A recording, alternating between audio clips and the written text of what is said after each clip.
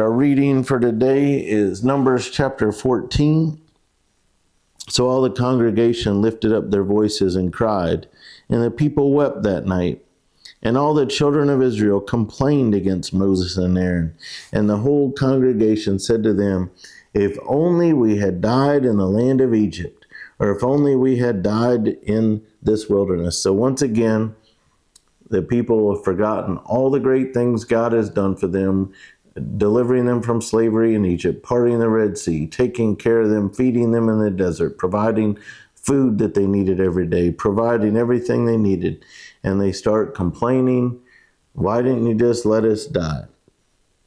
Why has the Lord brought us to this land to fall by the sword, that our wives and children should become victims? Would it not be better for us to return to Egypt?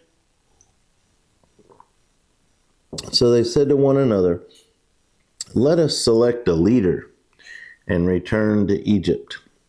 So remember, God had given them a leader named Moses. And so when they complain against Moses, they're really complaining against God.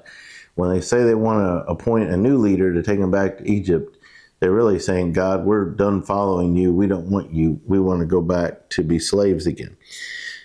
Then Moses and Aaron fell on their faces before all the assembly of the congregation of the children of Israel. But Joshua, the son of Nun, and Caleb, the son of Jephunneh, who were among those who had spied out the land, tore their clothes. And they spoke to all the congregation of the children of Israel, saying, the land we passed through to spy out is an exceedingly good land. If the Lord delights in us, then he will bring us into this land and give it to us, a land which flows with milk and honey. Only do not rebel against the Lord, nor fear the people of the land, for they are our bread. Their protection has departed from them, and the Lord is with us. Do not fear them. And all the congregation said to stone them with stones. So they wanted to kill them for telling them the truth. So they literally wanted to kill Joshua and Caleb. Now the glory of the Lord appeared in the tabernacle of meeting before all the children of Israel. Then the Lord said to Moses, how long will these people reject me, and how long will they not believe me, with all the signs which I have performed among them? I will strike them with the pestilence and disinherit them, and I will make of you a nation greater and mightier than they. And Moses said to the Lord, then the Egyptians will hear it, for by your might you brought these people up from among them, and they will tell it to the inhabitants of this land. They have heard that you, Lord, are among these people, that you, Lord, are seen face to face, and your cloud stands above them, and you go out before them in a pillar of cloud by day and in a pillar of fire by night. Now if you kill these people as one man, then the nations which have heard of your fame will speak, saying, because the Lord was not able to bring this people to the land which he swore to give them, therefore he killed them in the wilderness. And now I pray, let the power of my Lord be great, just as you have spoken, saying, the Lord is long-suffering and abundant in mercy, forgiving iniquity and transgression, but he by no means clears the guilty, visiting the iniquity of the fathers on the children to the third and fourth generation. Pardon the iniquity of this people, I pray, according to the greatness of your mercy, just as you have forgiven this people from Egypt until now, and even until now. Then the Lord said, I have pardoned according to your word, but truly as I live, all the earth shall be filled with the glory of the Lord, because all these men who have seen my glory, and the signs which I did in Egypt and in the wilderness, and have put me to the test, now these 10 times, and have not heeded my voice, they certainly shall not see the land of which I swore to their fathers, nor shall any of those who rejected me see it. But my servant Caleb, because he has a different spirit in him and has followed me fully, I will bring into the land where he went, and his descendants shall inherit it. Now the Amalekites and the Canaanites dwell in the valley.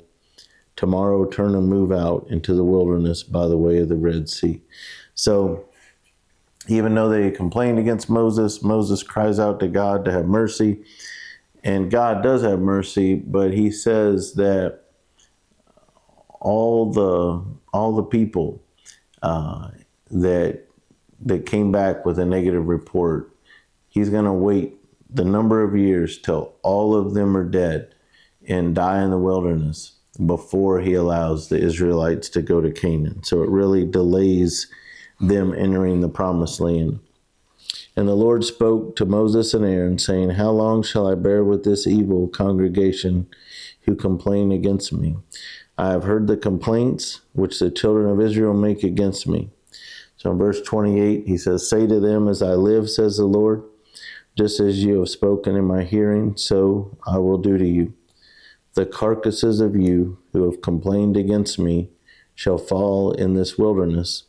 All of you who were numbered, according to your entire number, from 20 years old and above, except for Caleb the son of Jephunneh and Joshua the son of Nun, you shall by no means enter the land which I swore I would make you dwell in. But your little ones, whom you said would be victims, I will bring in, and they shall know the land which you have despised. But as for you, your carcasses shall fall in this wilderness. And your sons shall be shepherds in the wilderness 40 years, and bear the brunt of your infidelity until your carcasses are consumed in the wilderness. According to the number of the days in which you spied out the land, 40 days, for each day you shall bear your guilt 1 year, namely 40 years, and you shall know my rejection. I, the Lord, have spoken this. I will surely do so to all this evil congregation who are gathered together against me. In this wilderness they shall be consumed, and there they shall die.